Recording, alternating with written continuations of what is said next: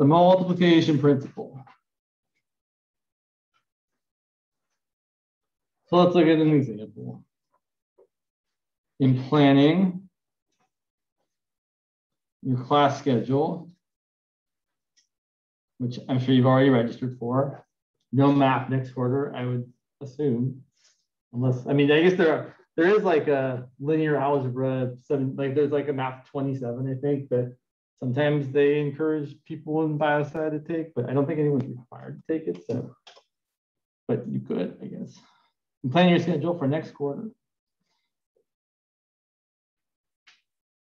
There are 4 different stats classes you can take. I should say stats sections. 2 biology sections. 3 chemistry sections. And you're going to take something fun, 2 different music sections. Assuming none of them overlap, right? You can pick any one of each class.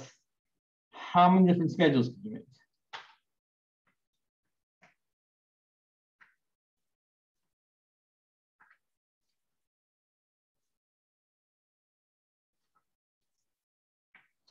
Well, the easy answer to this is that you just multiply them all together. Oh, sorry, let me read that in case you're having trouble reading my terrible writing here. Let me zoom in a little bit. In planning your class schedule for next quarter, there are 4 different stat sections, 2 bio sections, 3 chemistry sections, and 2 music sections. How many different schedules can you make? Well, we've got choices, literally. We can either take section 1, section 2, section 3, or section 4 of stats. So already we've got 4 different kind of paths we could take. And then from your first stats class, you could take either of the bio classes. But maybe you enrolled in the second section of stats, and then you can do either bio class. So from each of these, we keep having the same number of branches. So if you're just deciding between, if you're taking like, if you're going on part-time and you were just taking the stats class and the bio class, there's already 8 different ways you can do that. You can take any one of these 4 sections of stats and either one of the 2 sections of bio. So there's 8 different possibilities so far. But then, after you've decided which stats class and which bio class you're going to take, or I should say section, right? Because we're assuming it's the same class, different section. Which of the 3 chemistry sections are you going to take? I could do that 8 more times. I don't really want to, as you might have guessed.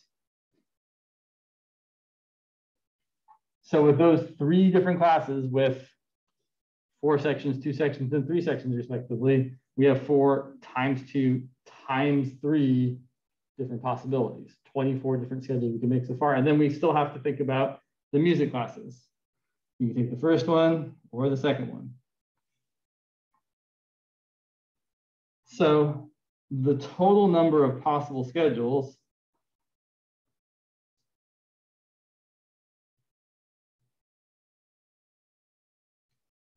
I like to think of it as the number of paths. It's the total number of paths through classes.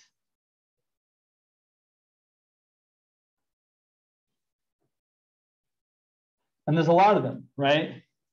Here's a path, S1, B1, C1, M1.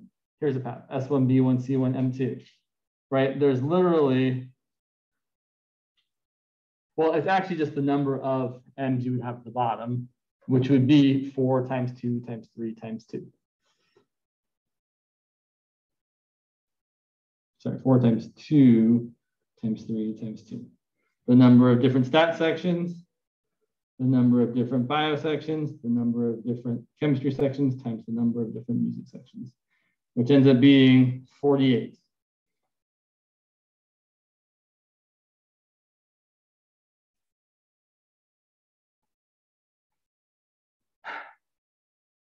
The more general idea here being that if you get to make choices about things and they don't really, choosing one thing doesn't affect how you choose the other one, right? Like we're choosing a stats section, and then totally independent of that, we're choosing a biology section. And independent of that, we're choosing a chemistry section.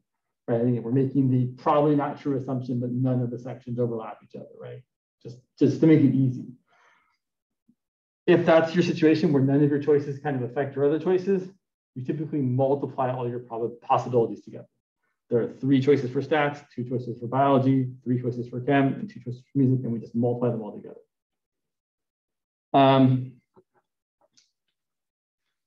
People often like to do other examples with, oh gosh, what was it?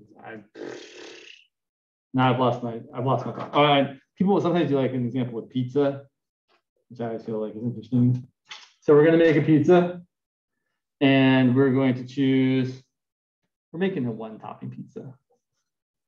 I know it seems like there might not be a lot of choices, but you're forgetting. So we're making a 1-topping pizza. There are 6 toppings. This place is running a lean business. They're not trying to have a whole lot of overhead. 6 toppings to choose from. But there are 3 different sauces. A white sauce, who gets white sauce? Pesto and red. I'm sorry, if you like white sauce, no judgment, but a little bit of judgment. And 4 different types of cheeses. I mean, we're getting mozzarella, of course, but there's other things too. So if these were all the choices you got to make, right? You're going to pick 1 topping, you're going to pick 1 sauce, you're going to pick 1 cheese. Well, that means there are 6 times 3 times 4. I think that's 72 different possible pizzas. 72 possible 1-topping pizzas.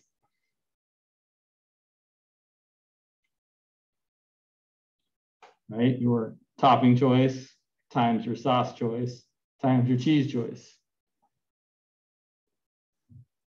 It's hard for me to talk about it because I've done this particular idea so many times. It seems like it just feels blatantly obvious that this is the thing that works. Not that I can't talk about it, but just like I feel like I'm just saying something that like everyone's like, why are you even saying that, James? We all know this already. I'm trying not to think that, but I feel like you guys know it. Like, okay, we did 2 examples, no problem. Let's do another example.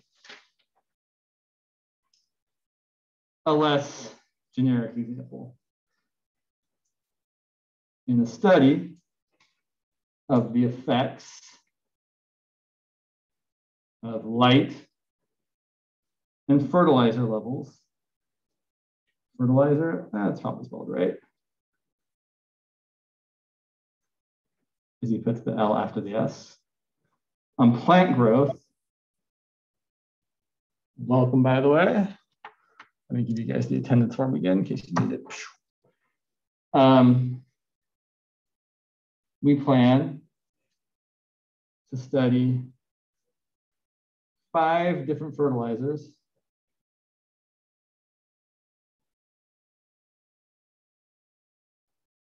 and 3 different light levels.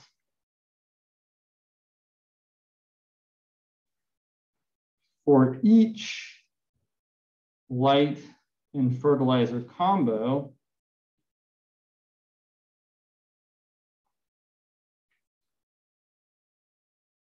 we plan on having 4 plants or 4 replicates. How many plants do we need?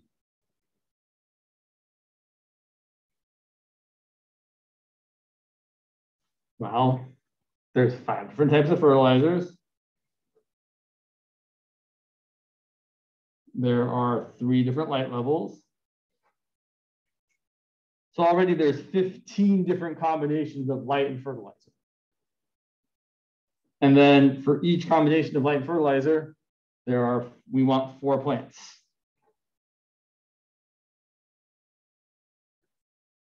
So all in all, we're going to need 5 times 3 times 4, which is 60 different plants. So the 4 of them have 1 level of fertilizer and the lowest level of light. And another one has the same level of fertilizer and the medium level of light. Another one has the same level of fertilizer and the highest level of light. And then we repeat that whole thing 4 more times for each of the different fertilizer levels. But again, right, we're just saying if you have choices and choices and choices and none of the choices interact with each other, then you just multiply them all together.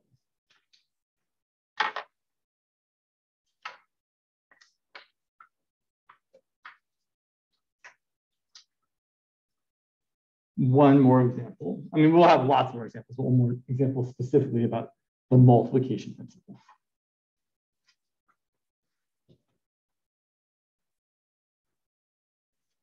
Genome for HIV contains 9,749 nucleotides. Now I'm gonna obfuscate something. I'm gonna hide a piece of information from you for a second. How many genomes are possible?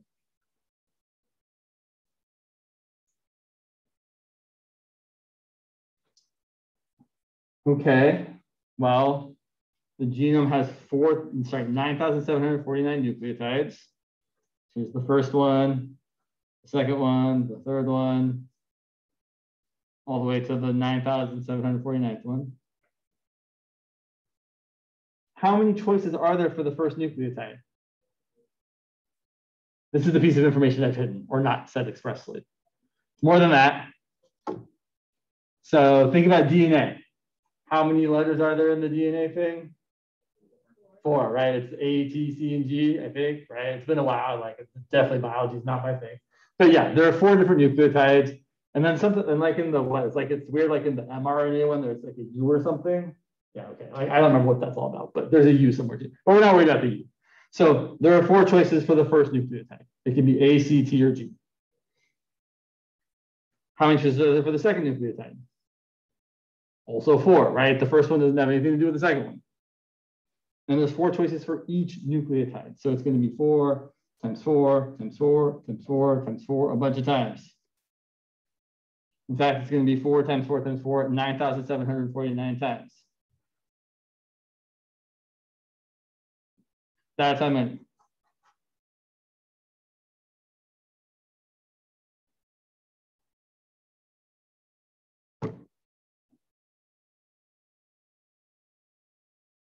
So again, not very exciting, but important to think about, right? If you've got this many possibilities for each possible choice, you just multiply all those possibilities together.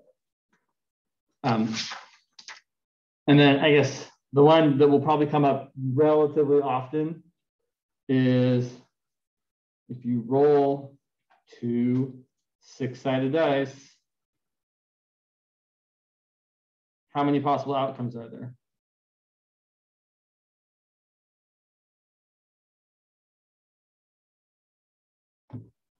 Well, the answer is 6 times 6, right? There's 6 choices for the first die, or 6 possibilities for the first die, and there are 6 possibilities for the second die. So there's 36 possible outcomes. And be careful, because often when we roll dice, we talk about what like the numbers add up to. Like if I rolled 2 dice, I would say I rolled an 8, not I rolled a 3 and a 5, right? Because usually when you're rolling dice, you're thinking about what they add up to, at least if you're playing craps. But this 36 possibilities distinguishes between all the possibilities, right? So for example, this is, and people often kind of start writing out a table like this. If you talk about like what your first die is and what your second die is, you can actually write out all the possibilities. Say, okay, well, I rolled a 1 and a 1, or a 2 and a 1, or a 3 and a 1, or a 4 and a 1. Right? These are what we mean when we talk about all 36 possibilities. Is the first die could be this, and the second die could be that, and so on and so on and so on and so on. I'm not going to finish this table because you don't really need it right now, but this is a table that's probably worth being able to bang out real quick if you ever need to check. Like I know it's like kind of a lot of writing, but sometimes it's the easiest way to answer a question about like, what's the probability of rolling an 8? And you're like, oh, well, there's 36 total possibilities, and there's 5 ways of rolling an 8. So it's 5 out of 36. And it's sometimes easiest to see that by making the table. That question probably doesn't require the table. And you can probably be like, oh yeah, either 2 and 6, or 3 and 5, or 4 and 4, or 5 and 3, or 6 and 2. Those are the 5 different ways of making an 8. I do want to emphasize that's different than that. First die 2, second die 6 is different than the first die 6, second die 2. It helps you think about why they're different. Imagine one dye is red and one dye is green. Getting a 2 green and a 5 and a 6 red is different than getting a 2 red and a 6 green. Like literally, it's a different event. Why are you reminding me anything?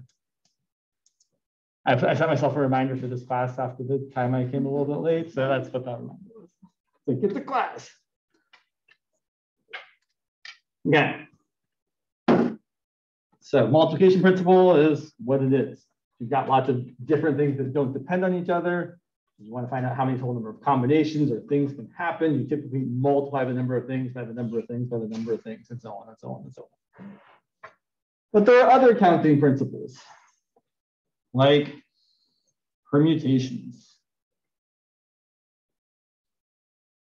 Oh, and there was something I was looking at in his notes too that I'll have to go look at that again. So permutations, typically we think of as being an order matters kind of situation.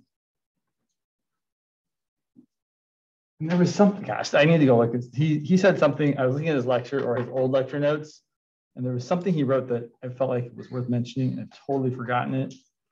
That's not true. I kind of remember it, but I don't remember enough to remember what the words was like. I think it was like where the objects are distinct versus the objects are indistinguishable from each other. He might not have said that in class, but it was definitely in his notes, which are hard to find. Like you have to go back and be like, oh, it's in the announcements, and then you scroll down the announcements, and there's the notes. Unless you bookmarked it like a smart person, which I did not. Let's take a look here. So take forever to load. So let's actually, we'll come back to that in a minute. So let's look at this problem. At the library, there are, I mean, this doesn't seem very realistic, but there are 4 different math books. There's probably way more than that.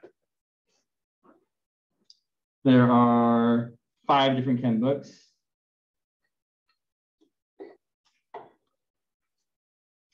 And there are 6 different biology books on the shelf. How many different ways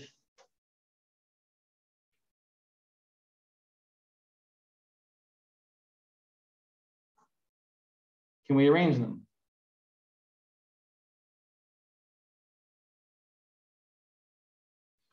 So it's important to note here, each book is distinct, right? We've literally said there are 4 different math books. There are 5 different chemistry books. There are 6 different biology books.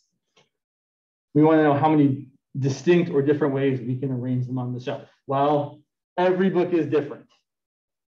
So if you're looking left to right, in the leftmost spot, I have 15 choices. There's 15 books to choose from, and I can put any one of those 15 books there. But now I've used up one of my slots. I took a book away. There's 14 books left. So in the next spot, there are 14 books to choose from. If I was just putting 2 books on the shelf, this is how many possible ways I could do it. 15 times 14, whatever that number is, what, 210.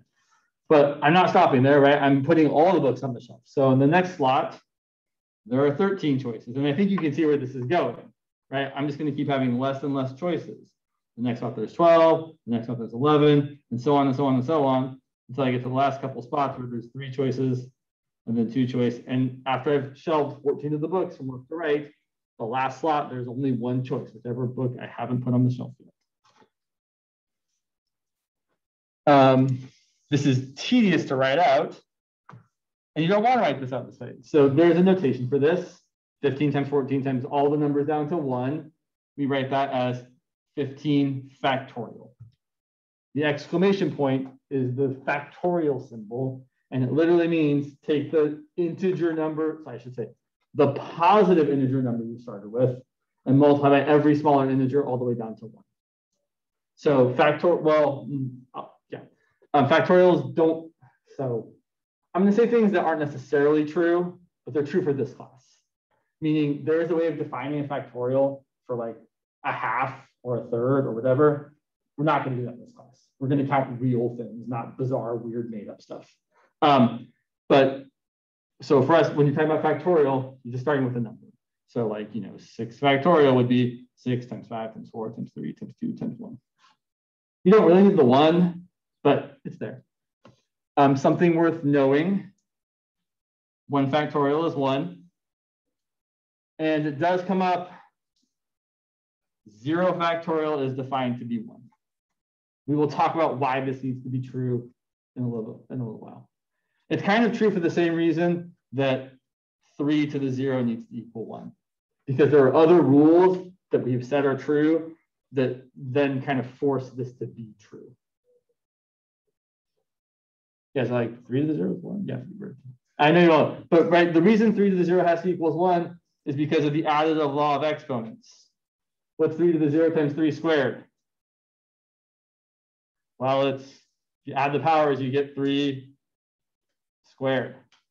Oh, that better be 1, otherwise I'm in trouble. So just like the additive law of exponents works, and we need everything that implies to work, 0 factorial being 1 is a direct result of a formula that we're going to talk about in a little bit here. Okay, what if I give you some restrictions here? What if we wanted to make sure that we're going to shelve the books now, but we want all books of the same subject next to each other?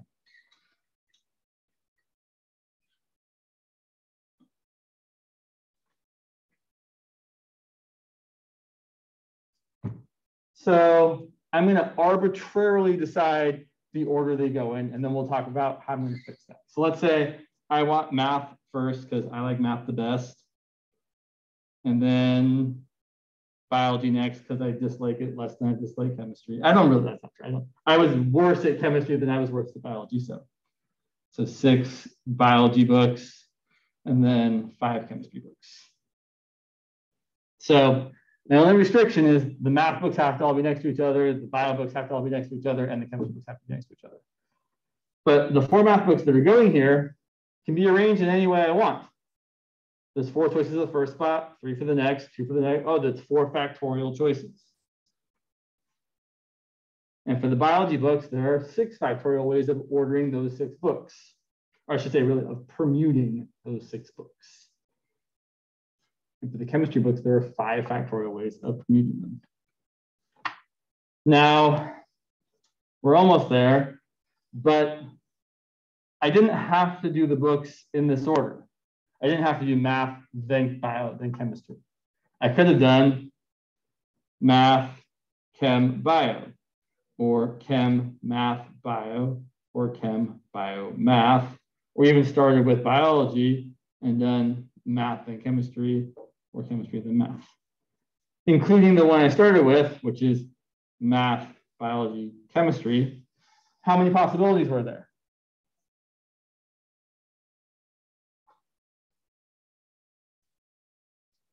I mean, I know you guys, I'm pretty sure you can all crack that. Someone say it? Thank you so much, I appreciate it. There are definitely 6 possibilities, or what I'm going to call 3 factorial. There were 3 different larger groups, and I said, well, it doesn't really matter which one goes first. So there are 3 factorial ways of ordering them. So we're going to say we need to multiply this by 3 factorial for the number of ways the subjects can be ordered.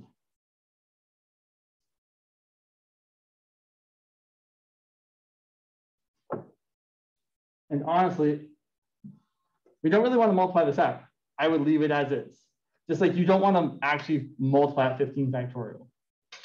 Some calculators have a factorial button on them, but factorial gets big really fast. So eventually you start kind of overflowing the calculator's capability of even producing the right numbers. So you typically just want to leave answers like this. This one you could probably multiply out and it wouldn't get too large, but I mean, 4 factorial is 24, 6 factorial is 720, right? Things get big kind of fast. And let's see if I can see that thing I was looking for here. Let's see.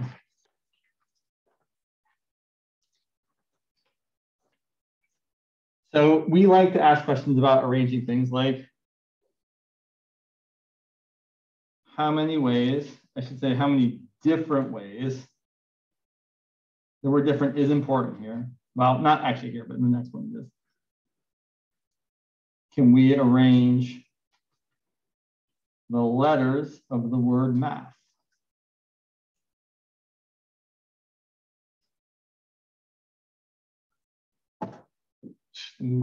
Sorry, you guys let me know if you can't see the things.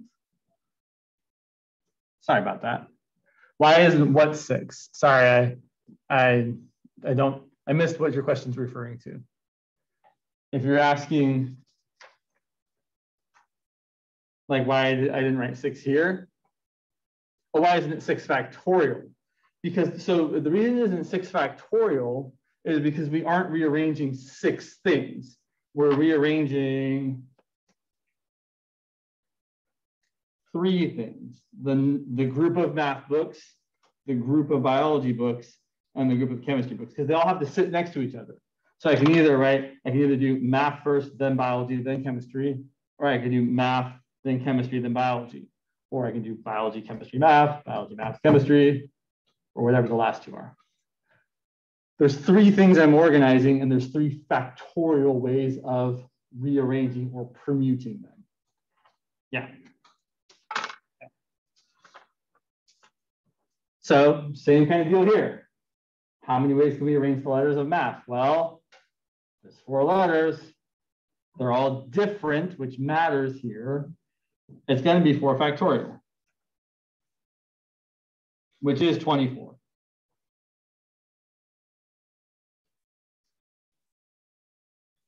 And you can start writing them out if you want. I'm going to show you kind of what I think of as the easiest way to write things out. Yeah.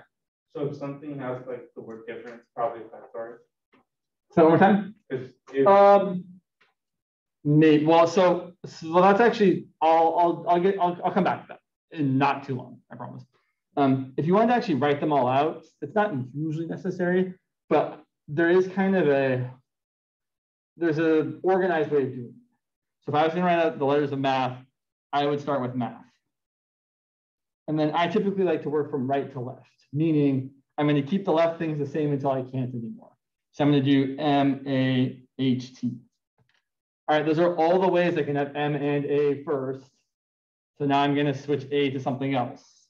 So A is going to become, well, now I'm going to have H there. And then I would have AT or MHTA. But that's all the MHs I can get. So I'm going to do M, I did A, I did H, I need T, AH, MT, HA. And now I've exhausted all of the ways M can be first. So then I start over. And I pick a new first letter, A, MTH, and then A, MHT. And then I'm done with AM, so AT, HM, AT, MH. And then I'm done with AT, so AH, MT, AHTM. It's fairly systematic to do it that way. And then you would still have to do H first and T first. But you can see with a particular letter first, there's 6 different possibilities to go with it. And since there's 4 choices, right? And there's my 4 choices for the first letter, and then my 3 factorial for the other 3 letters. So, right, there's 1 choice with the first letter, and you get 6 possibilities with that one, and then another first letter and 6 possibilities, and then another first letter and 6, and then another first letter and 6. Definitely comes out to 24. Now, here's where things are a little bit different. How many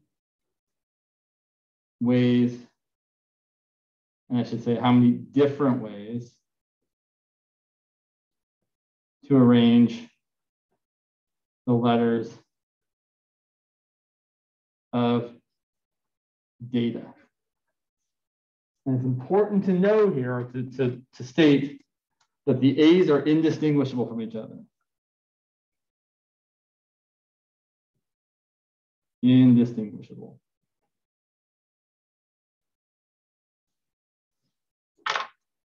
So we're not going to get 24 because, well, we can start writing. So here's what I'm going to show you. I'm going to start writing things out. So I could have data. And I'm going to say one of those A's is A1, and one of those A's is A2. even though we're actually assuming that we cannot distinguish between them. So I'm going to write out the first 6 words that all start with D, words. Right? So we use the word word kind of loosely in math. When I talk about the words I can make with data, I really mean all the different 4-letter things I can write that have those letters in them, but obviously not actually words in the actual sense that you could say them. So let's see, I've got DATA, I've got DAAT. So I'm done with DA1. Now let's do DT A1, A2, DT A2, A1. Now let's do DA2, TA1, and DA2, A1T. So there are the 6 different words you would get from the letters of data. But look, if the A's are actually indistinguishable, some of these are the same as each other. These are the same. DTAA, either way. These are the same. Data. And these are the same. Dat. Sorry, I can't help it.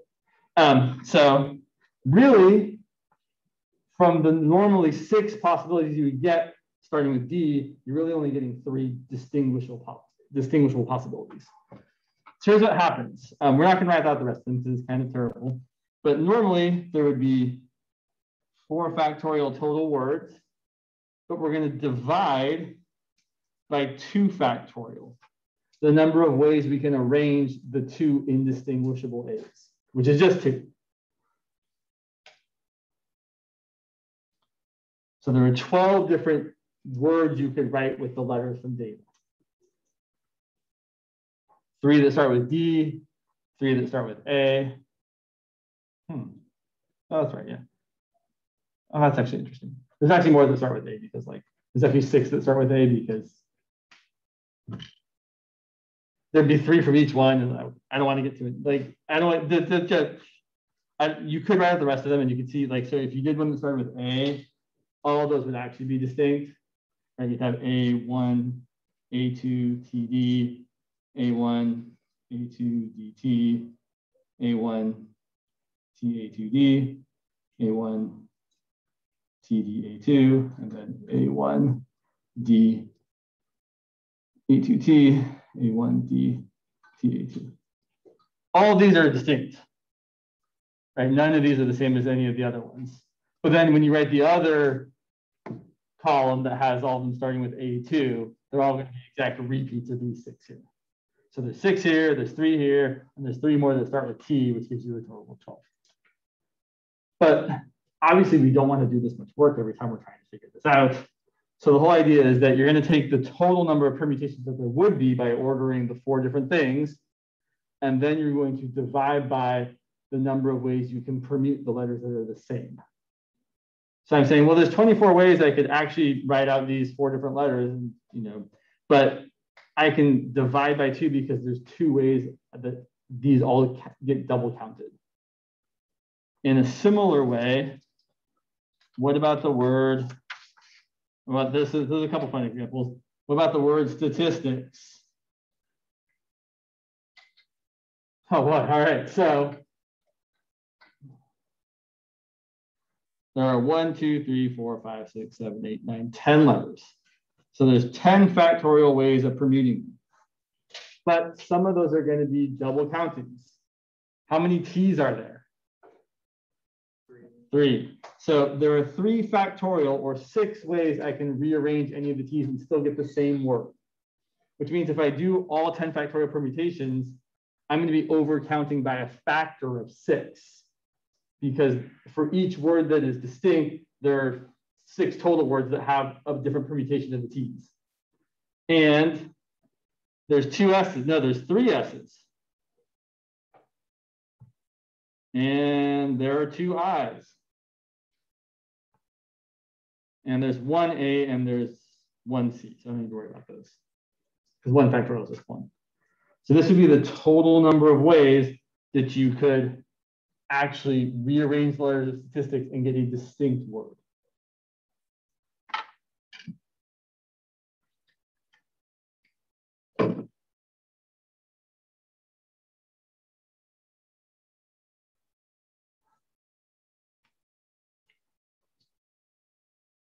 And you all could do it for Mississippi. In fact, you all should do it for Mississippi.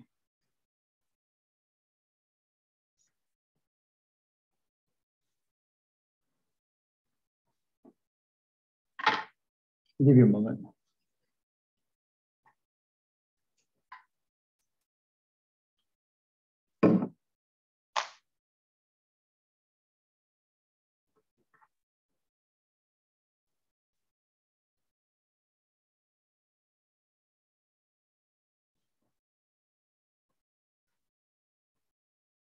Let's see.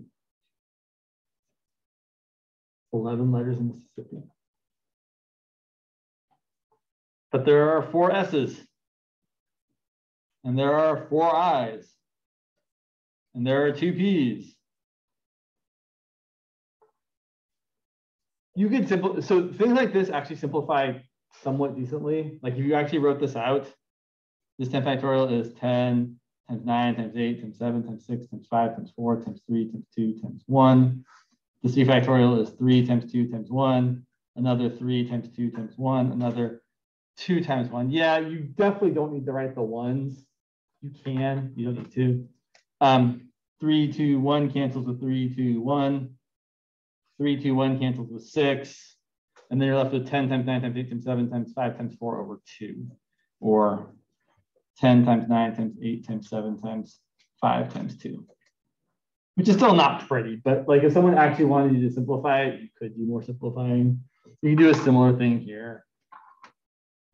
Something you're going to see a fair amount of is simplifying something like this. What's 9 factorial over 8 factorial? Yeah. Right? Because it's 9 times 8 factorial over 8 factorial. Be careful though, because I've definitely seen people in the past be like, I'm just going to cross out those exclamation points to get 9/8. Definitely not right. The exclamation points don't cancel, just like square roots don't cancel. Right? The square root of 9 over the square root of 4 is not equal to 9 over 4 because you can't cancel out the square roots. Sure. What time is it? What time? Oh yeah, I was looking for that thing. So there's one thing I want to see here.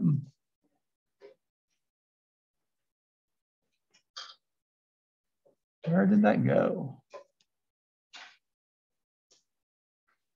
Sorry, he's written something about objects being distinguishable or not. He's talking about like balls versus cards, I guess. And we'll come back to it. So, yeah, let's do that actually. So one more example. Art contest with 10 entries. How many ways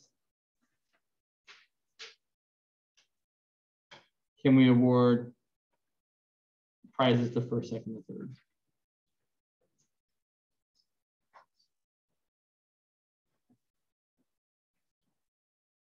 So a lot of the times when I'm doing problems like this, I'm literally just like marking out spaces for the things I want, meaning there's 3 prizes.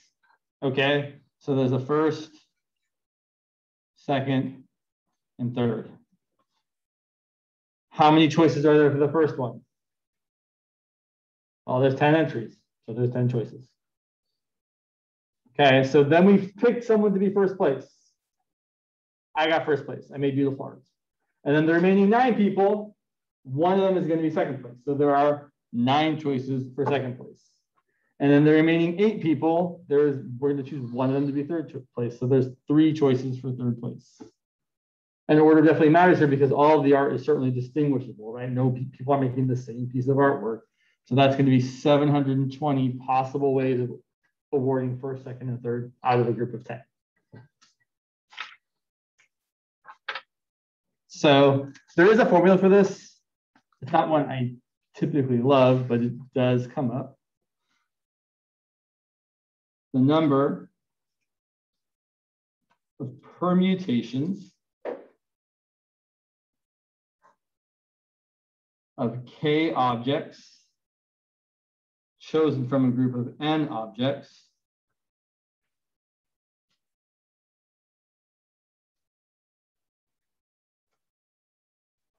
is, and there's a couple of ways of writing this formula. Sometimes people write it like this, P parentheses N comma K. On a calculator, there's a button that usually looks something like lowercase n, uppercase b, lowercase k, or it might be an R. Sometimes it's like NPR. And it's equal to n factorial divided by n minus k factorial.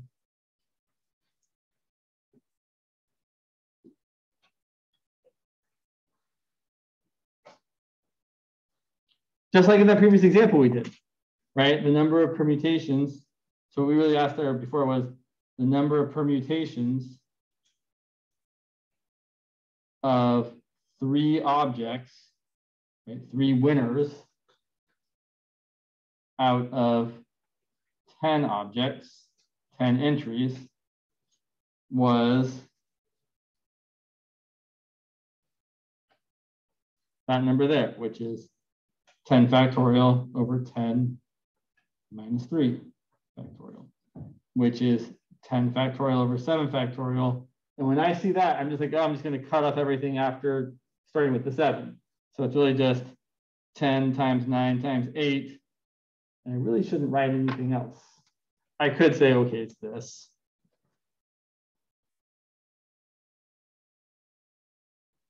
But you don't want to do all this writing. I don't want you to do all this writing. I want you to see like, oh yeah, those are going to cancel out.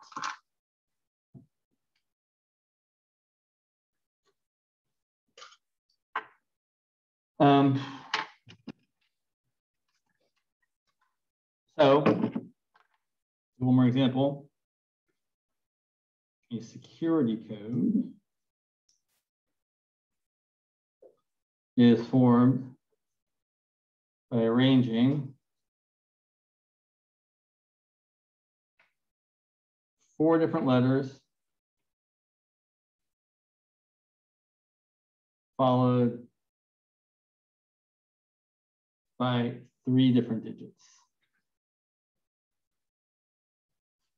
How many codes are possible?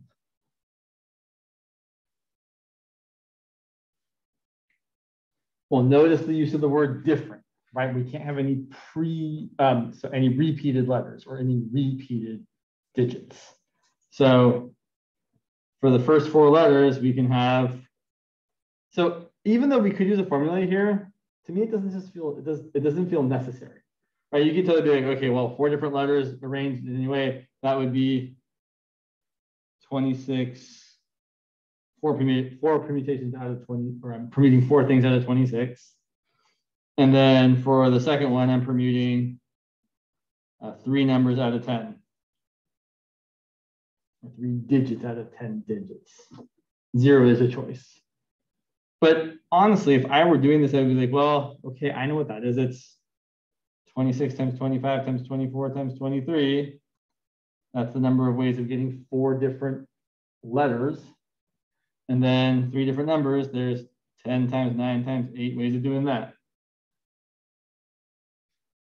Or you could write it as the more fancy formula, 26 factorial over 22 factorial times 10 factorial over 7 factorial.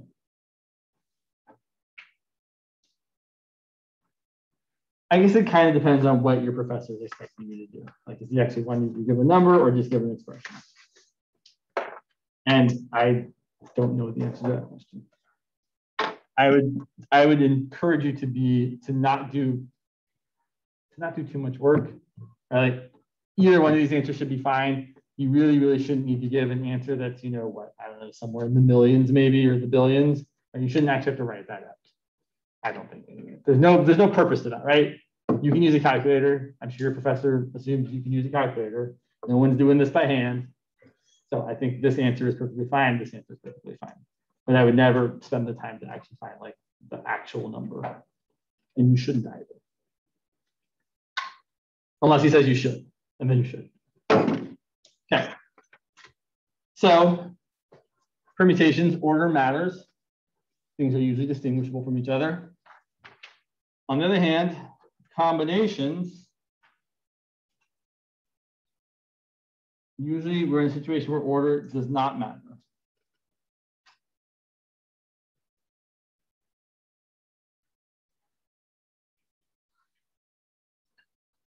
And I should point out, I know I'm saying things kind of backwards. Like if you have a combination, order doesn't matter. Really, it's more that if you know you're in a situation where order doesn't matter, you should be thinking we're talking combinations. And if you're in a situation where order does matter, we should be thinking permutations. So yeah, let's talk about this. How many committees of 3 people can be formed from a group of 10? Does it matter what order I pick the 3 people in? No, the committee is going to have the 3 people that has whether or not I pick me first and 2 other people second and third, or I pick those other people first before me and then I pick myself last. Right? It's still going to end up with the same 3 people on it. So order doesn't matter here. So when that's the case, well, normally if I was thinking permutations, it'd be like, well, there's 10 ways to pick the first person, times 9 ways to pick the second person, times 8 ways to pick the third person. But I don't actually care what order they're picked in. So what I'm going to end up doing is dividing by the number of different ways I could have picked those 3 people. Meaning, if I'm picking person A, B, and C, I could have picked A, B, C, or A, C, B, or B, A, C, or B, C, A, or C, A, B, or C, B, A. How many ways are there picking those 3 people? You can say 6, but I'd rather you said 3 factorial. There's 3 factorial ways of actually the order we pick these people in, but those 6 different ways, those 3 factorial different ways, don't actually matter. So I don't want to overcount by a factor of 6. So I'm going to divide by 3 factorial.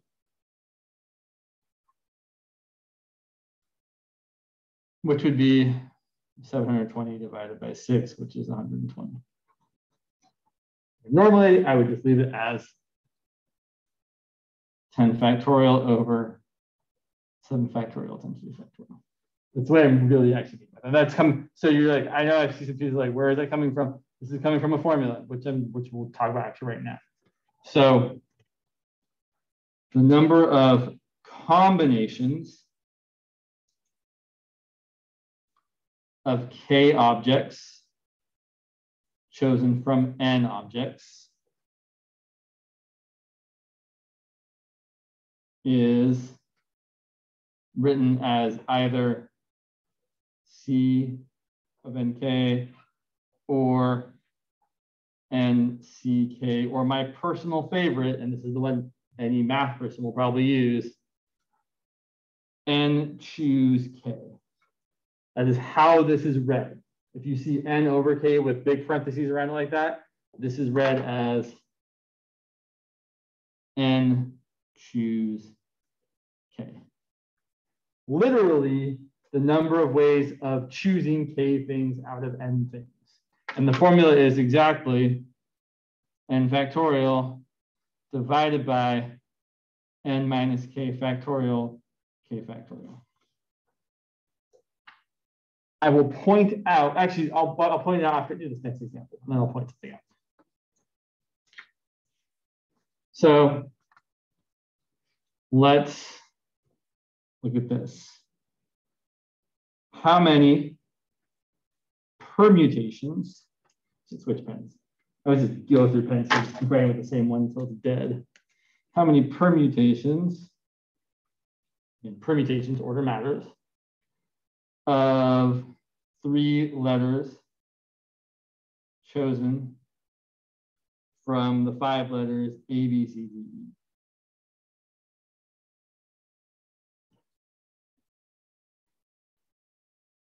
All right, so let's be smart about this. How many choices are there for the first letter? How many choices are there for the first letter? 5, right? There's 5 letters. There's 5 choices. How many for the second letter? 4. How many for the third? 3. We could also use the formula, right? This is equal to 5 factorial over 5 minus 3 factorial, which is that. And that's, I mean, we could multiply it out. I guess it's 60. And this is counting, right? I mean, I'm definitely not going to write them all out, but I'm going to write out the first few just to show you. So, right, we could have ABC, ACB, BAC, BCA, CAB, CBA. But that's just using the letters A, B, and C. We could also use the letters A, B, and D. And so you could have ABD, and then so on, 6 other ways. And then you could have ABE, so on, 6 other ways. And then I could have ACD or ACE, right? It goes on, right? I could also have ADE.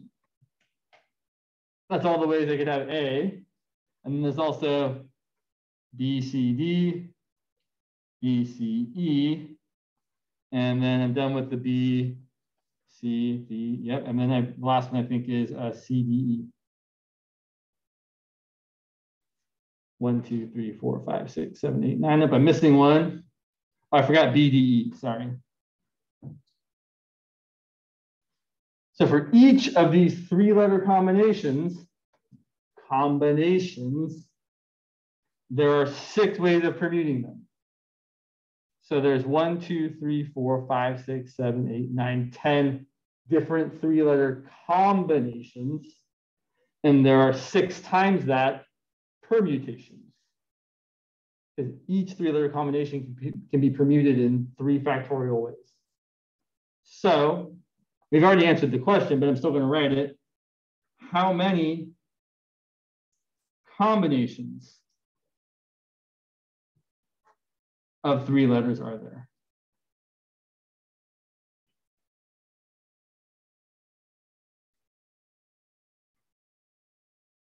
Well, the maybe obvious, I hope somewhat obvious answer is that there's 10.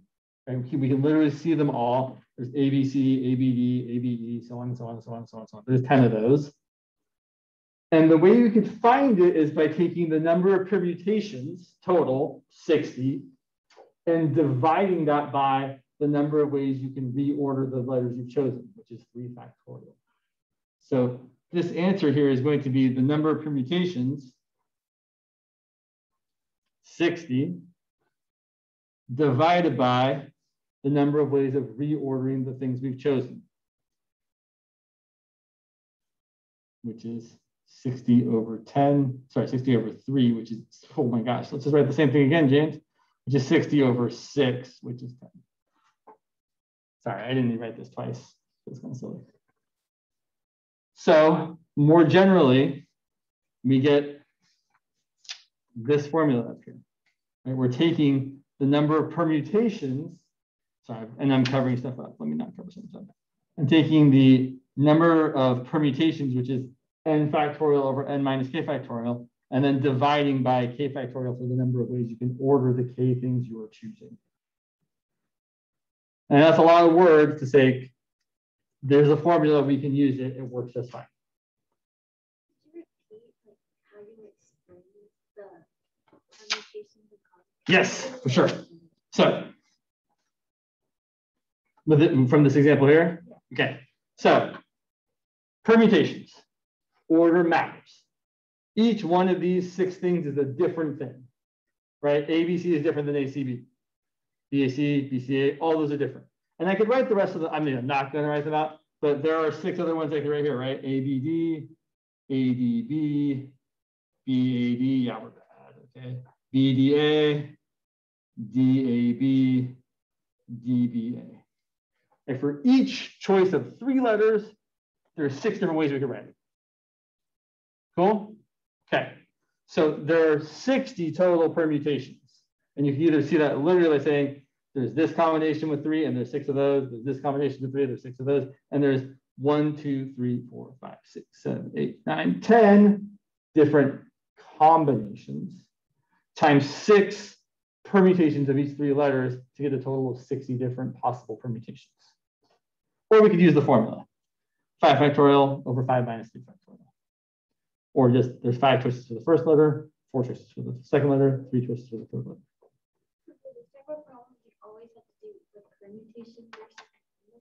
No. So I'm just trying to show you that they're related to each other. But if I had just asked how many combinations of 3 letters chosen from 5, we would just throw the formula at it. We would say, oh, well, it's going to be 5 factorial over 5 minus 3 factorial times 3 factorial. That's the actual formula for choosing 3 things out of 5 things. Because it's the number of permutations, 5 factorial over 5 minus 3 factorial, right up there, divided by the number of ways of rearranging the 3 things you have chosen. Because we don't want to overcount.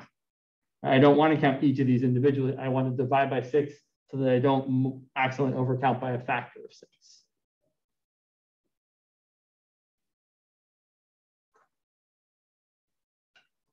And that's going to end up being 5 times 4 over 2, which is 10. Right, I canceled the 3, 2, 1, and I have 5 times 4 over 2 times 1, but I didn't write the 1. Does that make it more clear? Okay. So I just want to point out there are only 10 combinations of these 3 letters from 5. There's this one combination.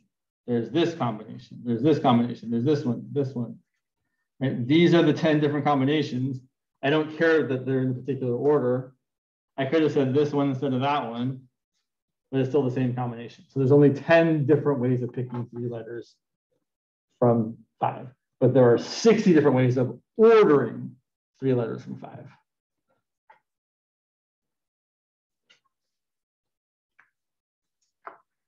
Let's do another example. Back to people and groups. How many ways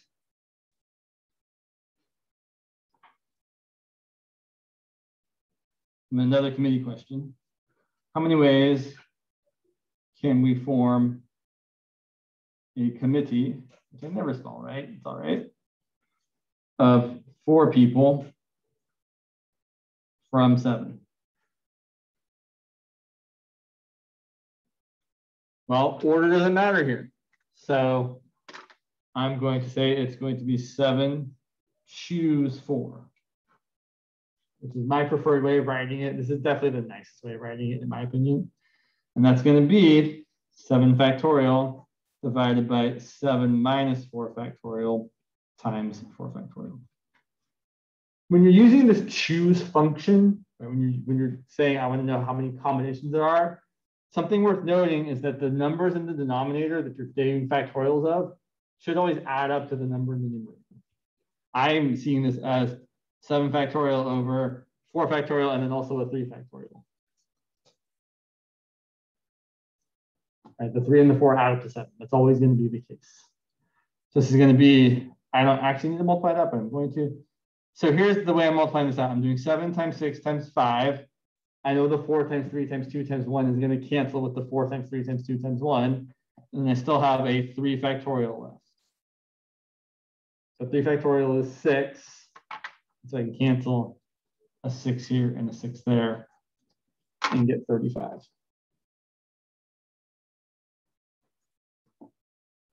So there are 35 different possible committees with 4 people on them.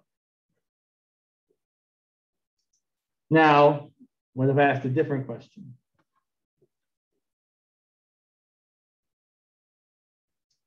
How many committees of 4 people with a, I'm going to make up 4 positions, a president, a vice president, a treasurer, and a secretary can I form? Well, now, order or how we're identifying positions matters, right? The same group of 4 people could have a different president, different vice president, different secretary, different treasurer. So there really are going to be, now it really is a permutation problem, because there are, right, so I'm really choosing someone to be president. Well, how many choices are there for the president? There are 7 choices for president. And for vice president, there are now 6 choices after I've chosen the president. And for treasurer, there are now 5 choices. And for secretary, there are now 4. So this is now a permutation problem. Because even though I tried to pretend like it was a combination problem by saying I'm choosing a committee of 4 people out of 7, I then assign each person a different role so that the order matters, if you want to call it order. Sometimes order isn't the right word, but we don't often have a better word for it. So we usually just say order matters. And this would be 7 times 6 times 5 times 4. So I feel like no, that's right, yeah. Which is some larger number I don't want to find out. It's a number. We can do it. It's 35 times 24, whatever that is. Yeah. Sometimes we like this question. That's a good question. What if 2 people cannot serve on the same committee?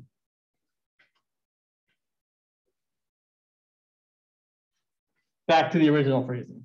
So no more president, vice president, all that stuff. What if you want to make a committee of 4 people out of 7, but 2 people just can't work with each other? So you pick this person, you can't pick that person. Huh. Interesting. Well, let's see what I mean with this. I think I need more paper here.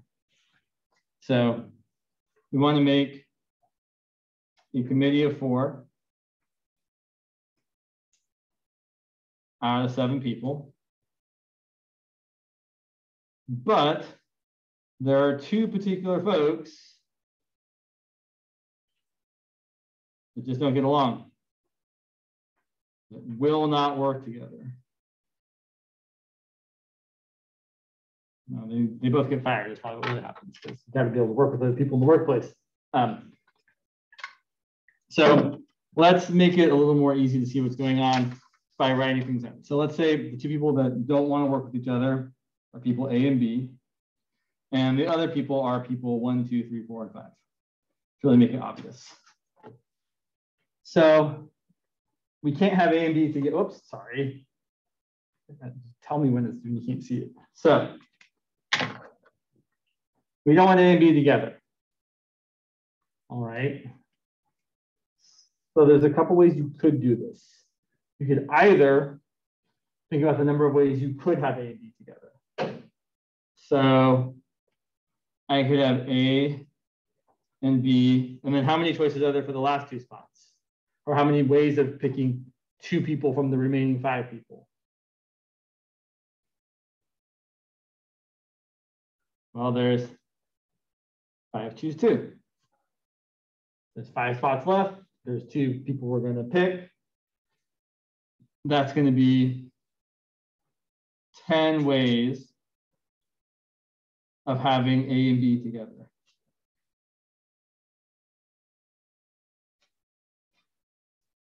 Which we don't want. Right? We do not want those. Well, we already know from before that there were 35 different possible committees of 4 people. So if we don't want 10 of them, where 2 of the same people are together, then now there's only 35 minus those 10 possibilities. So there's 25 committees of 4 people where A and B are not together.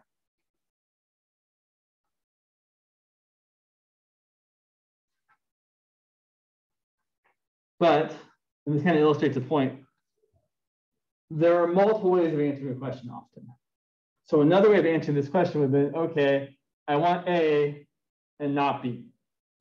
So if I want A, how many ways are there of getting not B for the other 3 spots? Well, this is going to get a little complicated. So I'm also going to point out, sometimes there's a better way, sometimes there's a worse way of doing this. So this is probably the worst way I'm about to do. But I still want to show you because there are multiple ways of tackling problems like this. And it can be, sometimes you can find a way of making it really easy. Sometimes you can find a way of making it not so easy. So from the remaining 6 people, well, I really can only choose from 5 of them because I don't want person B.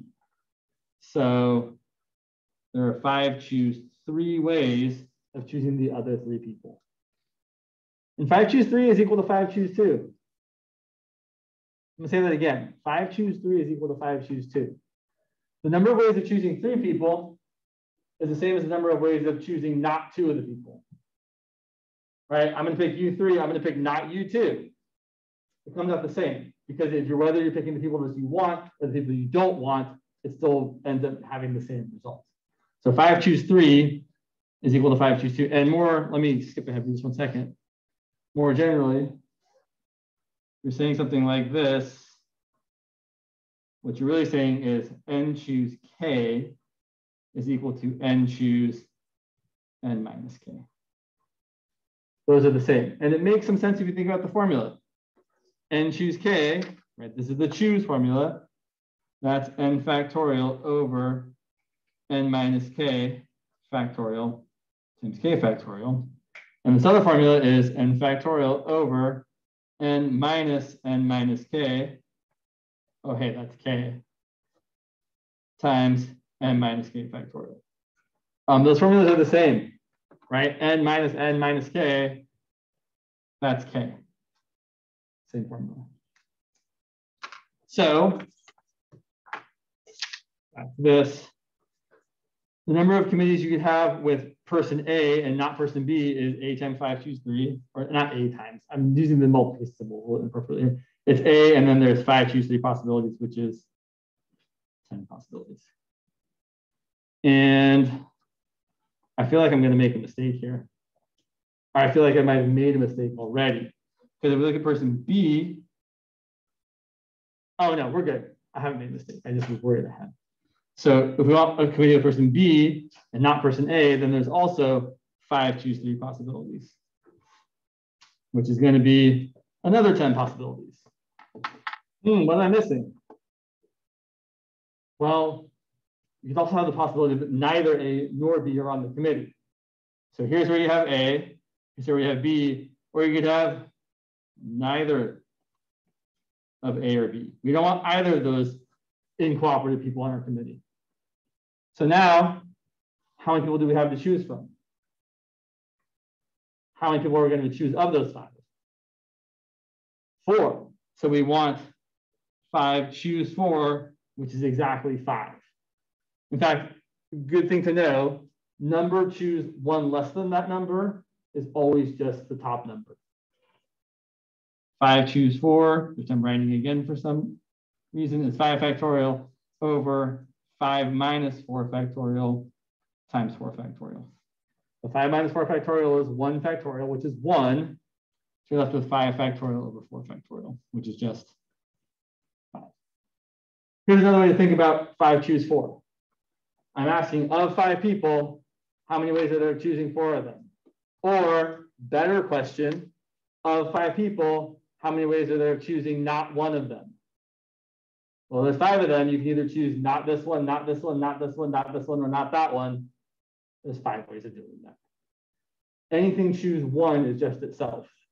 And anything choose itself minus 1 is also just itself. So you get the same answer, right? 10 plus 10 plus 5 is 25. Was this the better way of doing it? Probably not. Almost definitely not. But you're going to run into this in the future where you're going to see like a way of doing something that might work, and it probably will work, but it might be really tedious to calculate. And then there's going to be possibly another way. You're like, oh, if I just do this other thing, I can subtract it from something, it's totally going to work out. Which is kind of what we did here. We took the total number of ways of doing a thing and we subtracted off the ones we didn't want. All right. Well, that was water flying everywhere. Okay.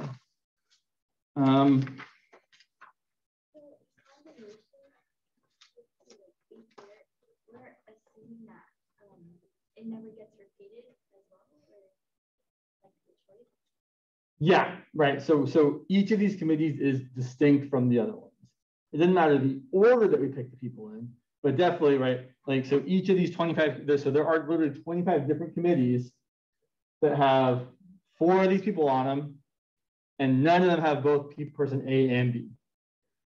So we could have, if I start writing them out, it's going to be slightly terrible, but not that terrible. Get over here. So if I start writing out all the committees with people's A, B, 1, 2, 3, 4, and 5, and not both A and B, I could have, well, I could have 1, 2, 3, 4, 1, 2, 3, 5, 1, 3, 4, 5, 2, 3, 4, 5, and I know I'm missing 1, 1, 2, 3, 5. Nope. Which one am I missing? Missing 1, missing 2. Oh, they'll have 3. 1, 2, 4, 5. Right. What I really did there was that after I figured out how to do it the right way, I asked myself, I need to not have each person once. So I don't have 5, I don't have 4, I don't have 2, I don't have 1, I don't have 3. Oh yeah. And then there's all the ways of having A.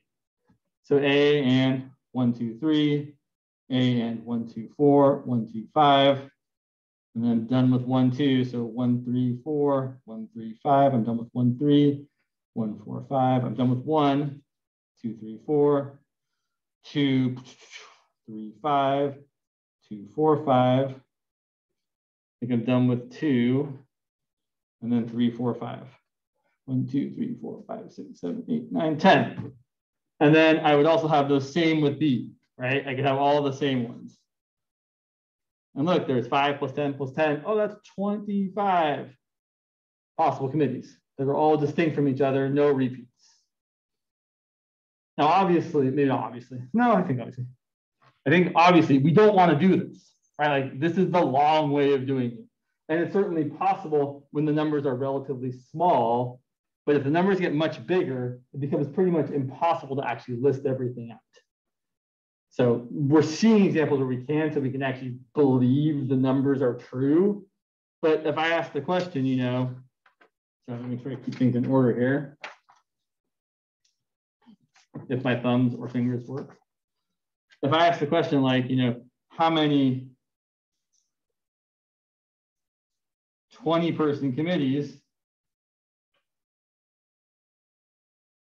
out of, I don't know, 50 people, there's no way we can list all of those, right? We just have to believe that the formula works and be like, okay, well, that's going to be 50 choose 20. Which is going to be 50 factorial over 20 factorial times 30 factorial. And I would leave it at that. Okay, one other thing. So here's a question that might seem silly, but I'm going to ask anyway. How many 5-person committees out of 5 people?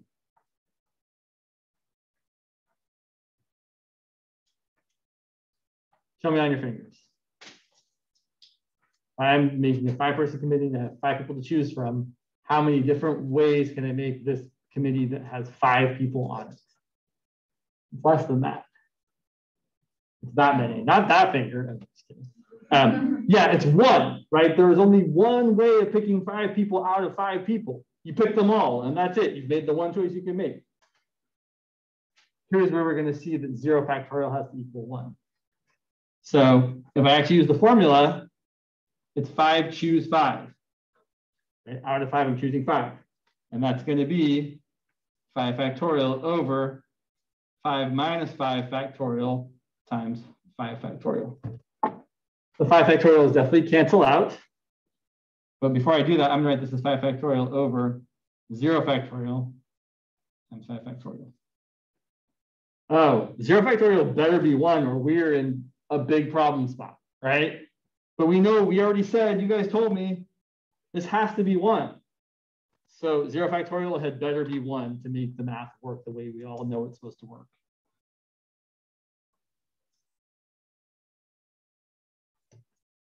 So we get 1 over 0 factorial, which is 1 over 1, which The flip side of this question, how many 0-person committees can I make out of a 5-person group of people? The answer always feels a little bit wrong. It's not 0. You can make 1 committee out of 0 people. It has 0 people on it. There is 1 of those. It feels kind of dumb. No one's really asking that question, but it is the truth that if you're, the bigger answer is if you're choosing 0 things out of however many things, there's always 1 way you can do that. You can choose 0 of them. So it's also worth noting that 5 choose 0 is equal to 1. Because it's the same equation. 5 choose 0 is 5 factorial over 5 minus 0 factorial times 0 factorial. The 5 factorials still cancel, and you're left with 1 over 0 factorial, which is 1 over 1, which is 1. So if you're ever asked how many ways can you choose 0 things out of any number of things, there's always 1 way. A better example, which I finally just remember what the better example is if you flip 5 coins, how many ways can you get 0 heads? 1. You can flip all tails. So there's 5 choose 0 ways of getting 0 heads, which is 1. That's the better example. It feels a little less ridiculous to say you're getting 0 something if you're getting other stuff. All right. I think we said enough about counting for today. We'll continue talking about it on Thursday.